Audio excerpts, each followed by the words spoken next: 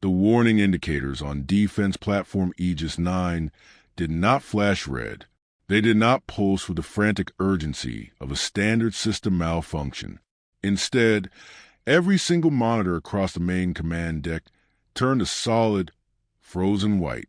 The primary power grid did not trip.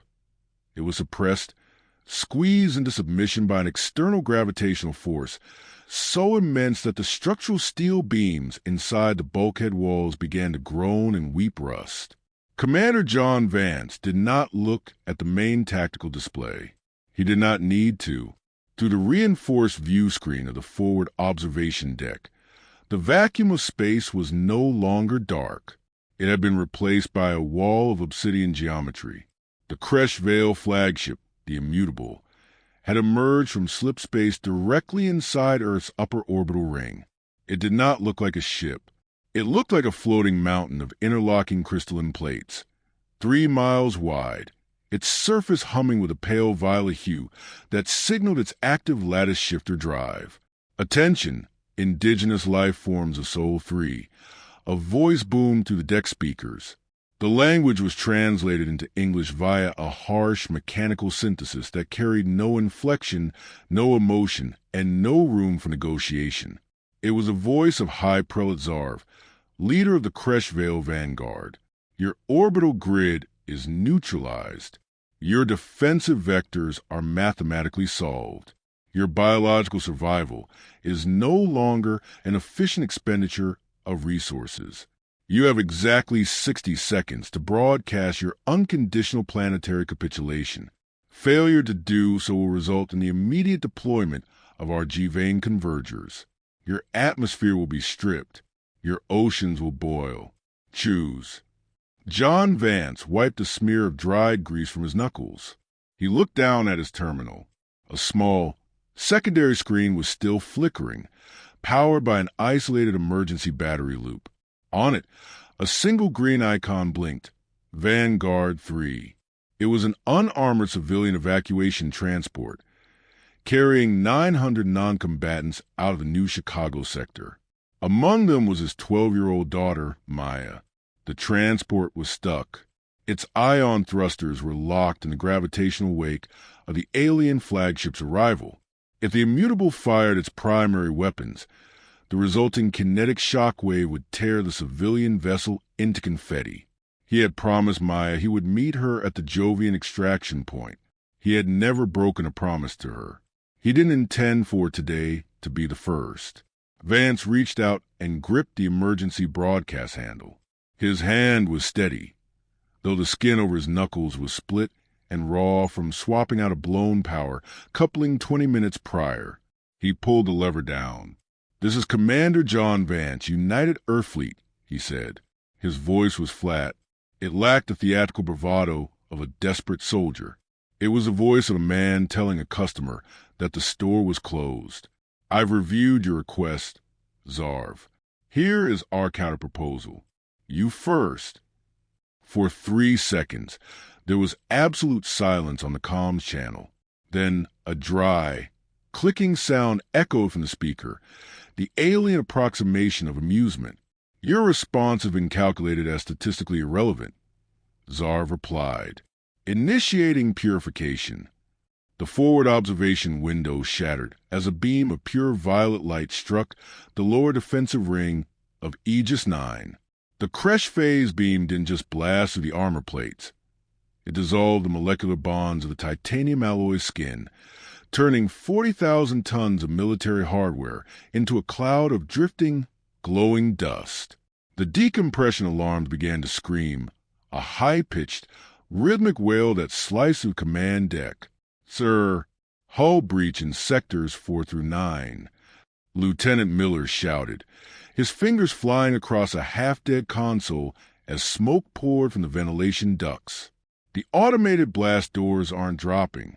The Kresh gravity field is overriding our hydraulics. We're losing atmosphere in the main barracks. We have less than 2 minutes before the command deck loses pressure completely."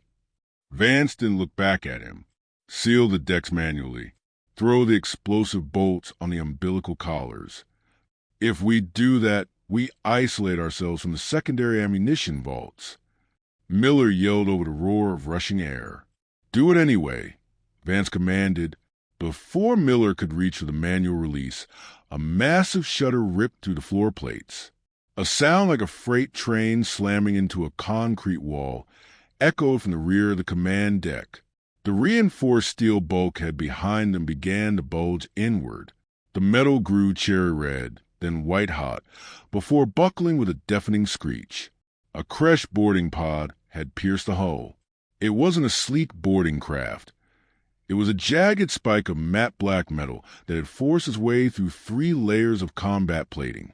The nose of the pod opened like a predatory mouth, revealing a blinding violet light within. From the glare stepped the first of the Kresh executioners. 7-foot-tall entities encased in angular, geometric armor that completely obscured their biological forms. They held long, slender rods that pulsed with kinetic energy. Vance reached down to his holster, drawing his heavy magnetic slug thrower. He leveled it at the lead alien, but before he could pull the trigger, the air around the executioner rippled. A personal lattice shield expanded around the creature, glowing with a flawless, crystalline pattern. The alien raised its weapon. A localized gravity pulse expanded outward from a rod, catching Lieutenant Miller squarely in the chest. There was a sickening sound of fracturing bone as Miller was lifted off his feet and hurled backward into the main console, his body going limp as the glass display shattered beneath him. Vance stood alone on the shattered bridge.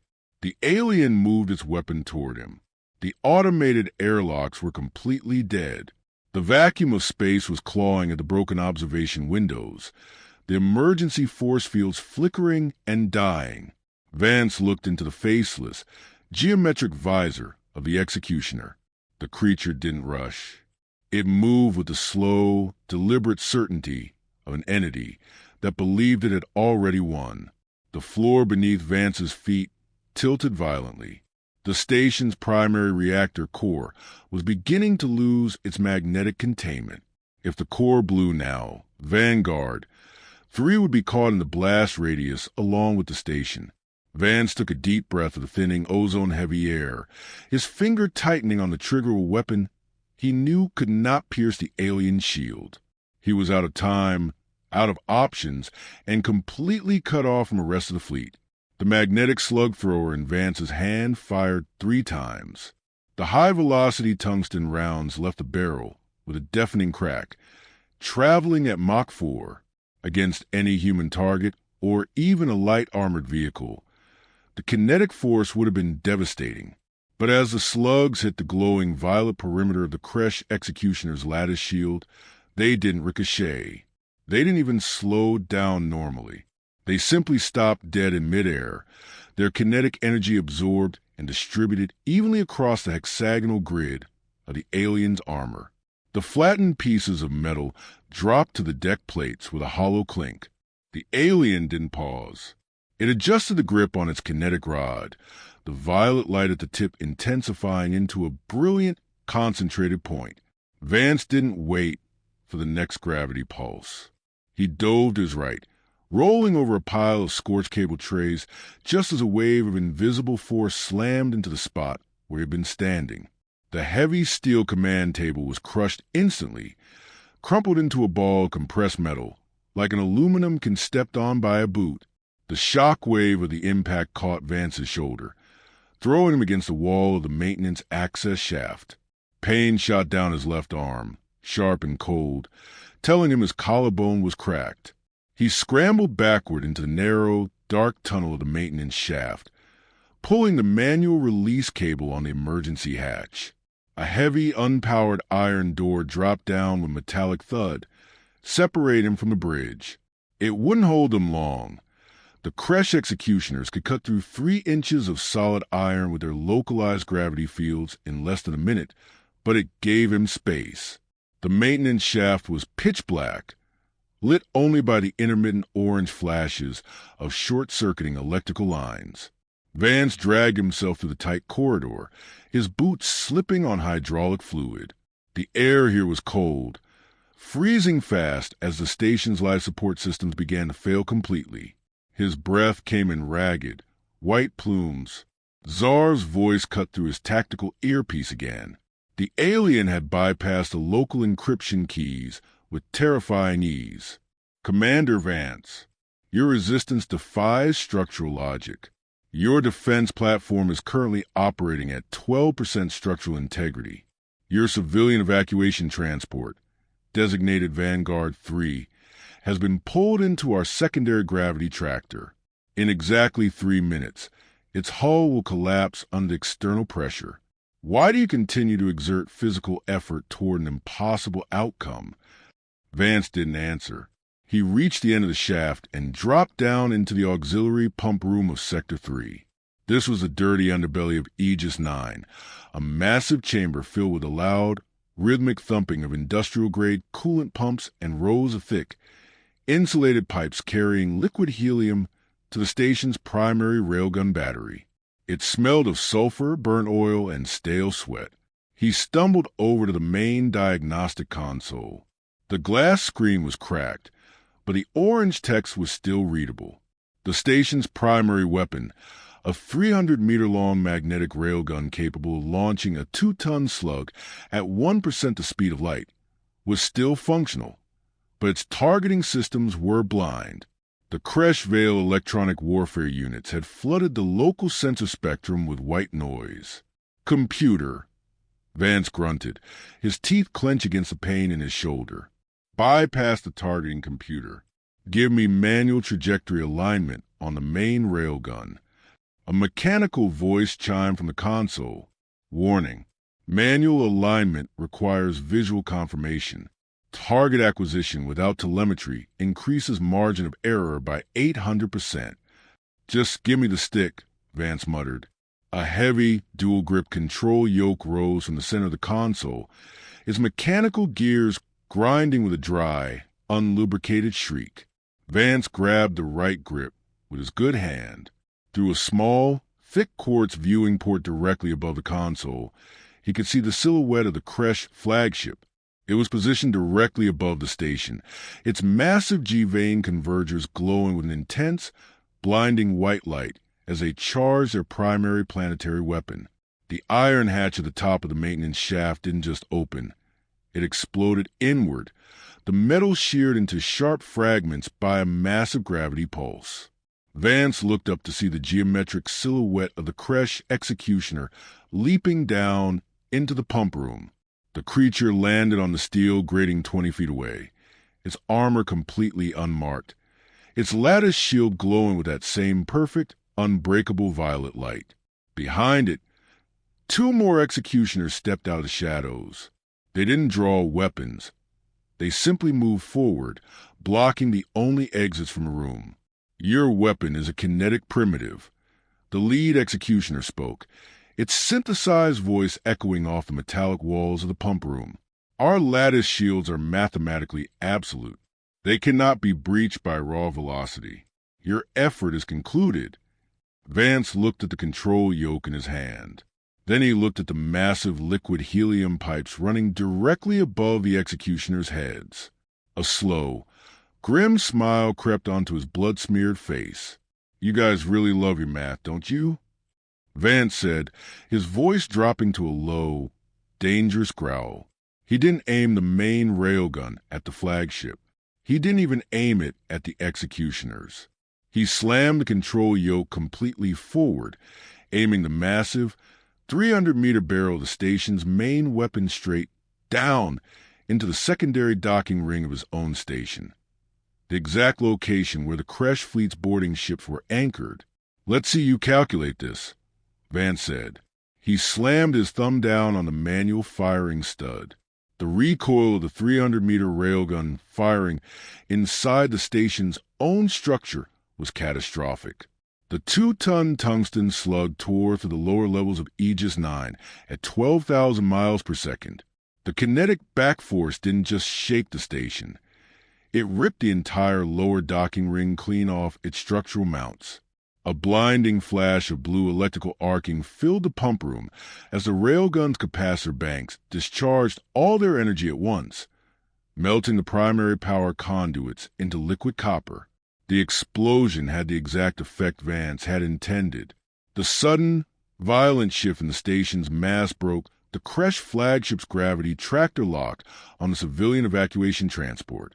On his cracked monitor, Vance saw the green icon of Vanguard 3 suddenly break free from a violet energy field, its ion thrusters flaring to life as it accelerated away from the combat zone toward the safety of the outer dark. For a single, fleeting second, Vance felt a surge of victory. His daughter was clear. The transport was moving, but the feeling didn't last. The Kresh flagship, the Immutable, didn't even flinch from the massive kinetic discharge. The primary slug had struck its forward hull, but the alien ship's massive, ship-grade Singularity lattice had absorbed the entire impact. The 2-ton chunk of tungsten hadn't shattered the alien armor. It had been stopped cold, its kinetic energy redirected back into space as a harmless burst of thermal radiation.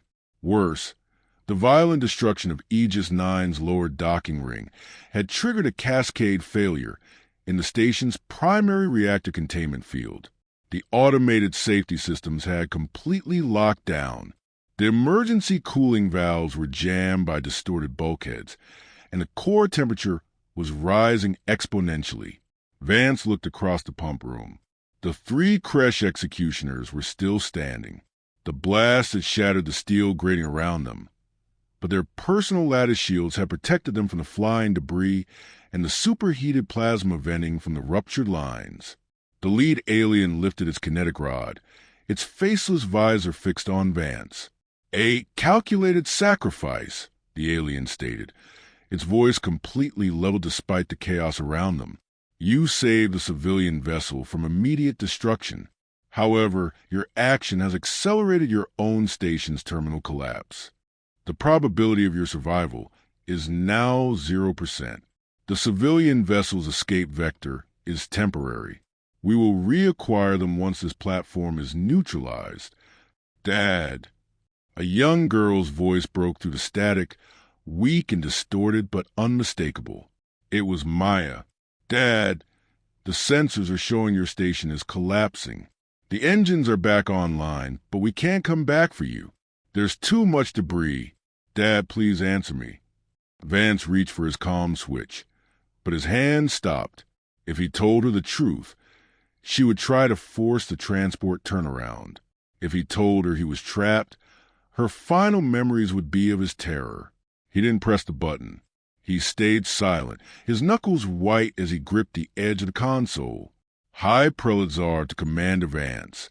The alien commander's voice intercepted the frequency, overriding the civilian channel. "Your communication link has been terminated to prevent unnecessary data transmission. Your final defensive action has been logged into our tactical archives as an example of organic irrationality. The G-Vein convergers have reached full operational capacity. We will now cleanse your planet." Through the quartz viewing port, Vance watched as the central core of the Immutable split open. A massive, swirling vortex of white-hot plasma began to form between the 3 crystalline towers of the flagship. The energy was so intense that the stars behind the ship seemed to bend and distort from the immense gravitational warping. The countdown timer on Vance's console began its final 2-minute descent to 0. The automated safety locks on the reactor were absolute. There was no manual override from a bridge, no way to vent the core safely, and no way to restart the cooling pumps. He was trapped in a room with 3 alien executioners, a melting nuclear core beneath his feet, and a planet-killing weapon charging directly above his head. The lead Kresh executioner raised its weapon, pointing it directly at Vance's head. The violet light gathered at the tip, humming with the cold, unyielding certainty of absolute mathematics. "The line ends here, human," the executioner said. John Vance didn't look at the weapon pointed at his face. He looked at the massive industrial sludge pumps located directly behind the executioners. These pumps weren't part of the station's high-tech defensive grid. They were old, crude, heavy machinery systems designed to clear the thick, unrefined iron particulate slurry that accumulated in the primary magnetic cooling loops of the station's older generation thrusters. The Kresh Veil tech was perfect. It calculated exact vectors. It accounted for uniform energy yields, clean kinetic impacts, and logical, linear trajectories. Their shields were designed to absorb and distribute clean force. But human engineering isn't always clean. Sometimes it's just heavy, dirty, and loud. "Hey!" Vance said, his voice low and raspy as he spit a mouthful of blood onto the deck plates. "You forgot one thing in your equations." The executioner didn't pause to ask what. It fired. But Vance didn't try to dodge. With his remaining good hand, he slammed his heavy magnetic slug thrower not into the alien, but into the emergency high-pressure release valve of the industrial sludge pump right next to him. The valve didn't just open. It ruptured under 4,000 pounds per square inch of pressure. A thick, black, boiling torrent of unrefined iron slurry and liquid helium erupted from the pipe. It didn't hit the executioners like a bullet. It hit them like a tidal wave of molten, magnetized mud. The lead alien's lattice shield flared to life instantly, trying to calculate the kinetic impact of the spray. But the slurry wasn't a solid object, nor was it a clean energy beam. It was billions of microscopic, jagged fragments of raw iron suspended in a freezing, sub-zero liquid, shifting and churning randomly at a molecular level. The lattice shield's predictive algorithms went completely haywire. The hexagonal grid began to flicker erratically, unable to distribute an impact that had no uniform vector. The liquid helium instantly froze the alien's geometric joints, while the high-pressure iron slurry jammed the delicate crystalline nodes on their armor plates. The lead executioner stumbled backward, its kinetic rod sputtering and dying as the raw iron choked its energy channels. The personal shield didn't just fail. It shattered outward in a shower of broken violet sparks. Vance didn't waste a millisecond. He leaped over the console, ignoring the agonizing scream of his cracked collarbone. He grabbed a heavy, solid steel manual wrench from a maintenance rack on the wall, a 4-foot length of crude, unrefined industrial iron weighing 30 pounds. He brought it down with the full force of his body weight directly onto the frozen, brittle helmet of the lead executioner. The alien geometric visor cracked into 1,000 pieces. Beneath the armor, there was no godlike entity, just a pale, fragile, multi-limbed organism that gasped for air as the freezing atmosphere of the pump room hit its skin. It dropped to the floor, twitching as its internal systems failed. The other two executioners tried to raise their weapons, but their armor was already caked in the freezing iron sludge. They were slow, heavy, and mechanically compromised. Vance didn't try to fight them with martial arts or clean tactics.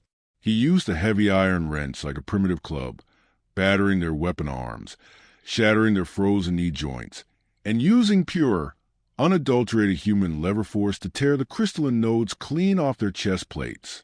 Within 30 seconds, the 3 elite killers of the Kresh Veil Vanguard were broken, bleeding scrap metal on the floor of the pump room. Vance stood over them, his chest heaving, his uniform soaked in black iron sludge and his own blood. He turned back to the diagnostic console. The countdown to the planetary purification weapon was at 45 seconds. The alien flagship's G-Vane convergers were blinding now, a solid sun of violet destruction ready to fire. High Prelate Zarv. Vance growled into his comms, his voice cracking with exhaustion. "Are you still tracking my telemetry?" A pause.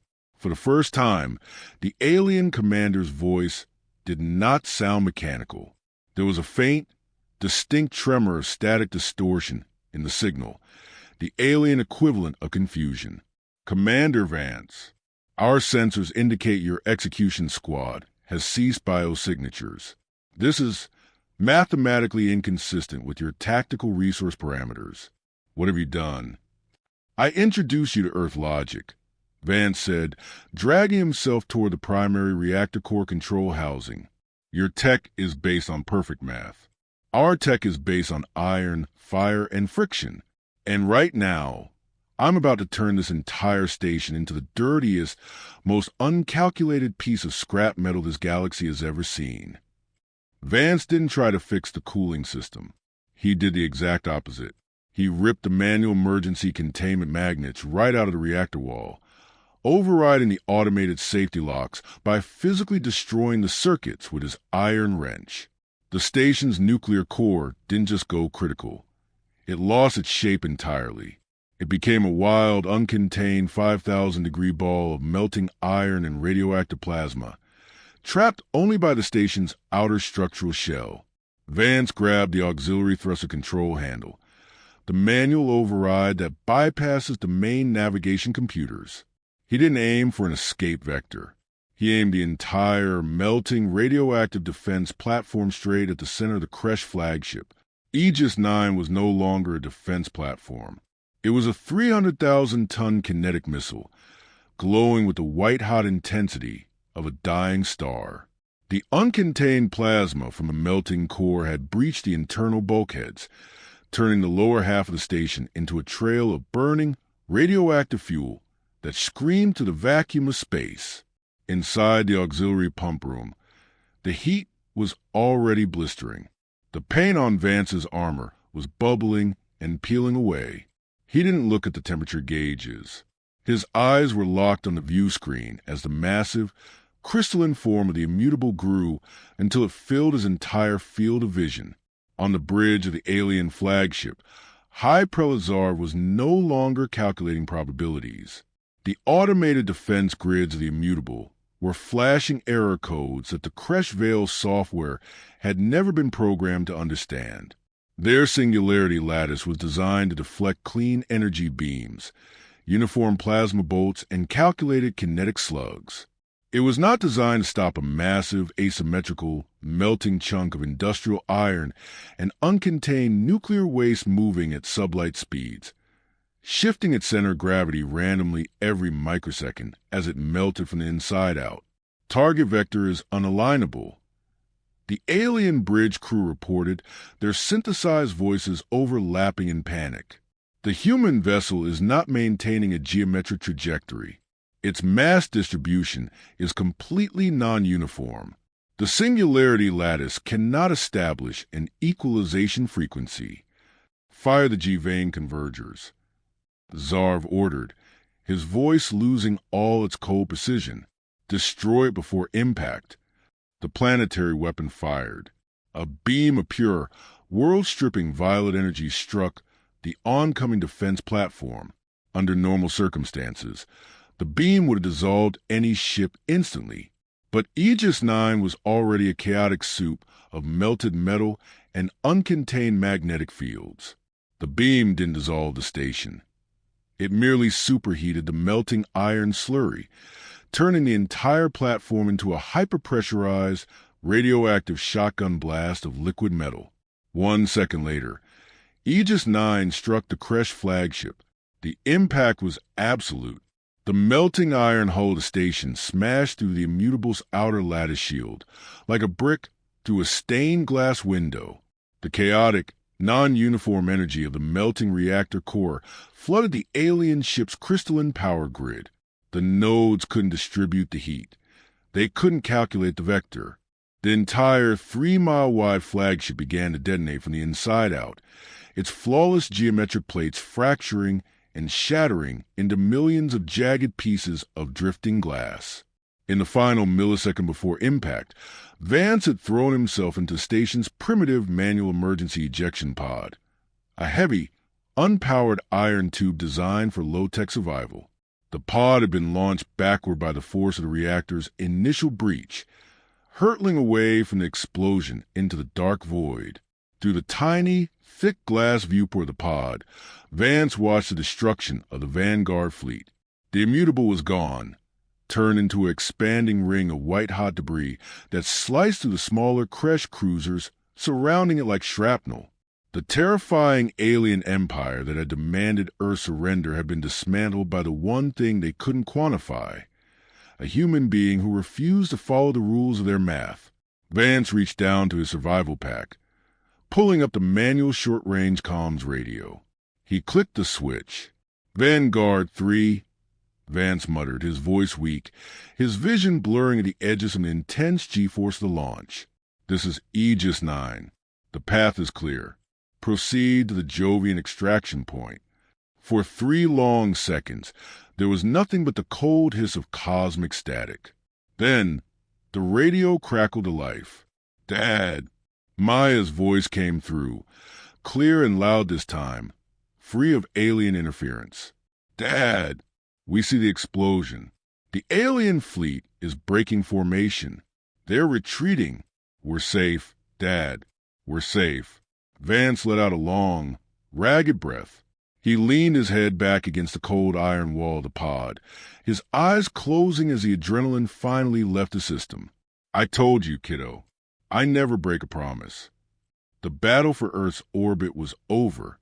The Kresh Vale had come to Sol expecting a simple math problem, a primitive species that would surrender when confronted with superior numbers and absolute calculations. Instead, they found a species that would burn its own house down just to use the ashes to choke its enemies. Across the galaxy, the transmission to battle was picked up by 1,000 different species, watching the transmission lines in stunned silence. The message was clear. Humanity did not win with elegant strategy.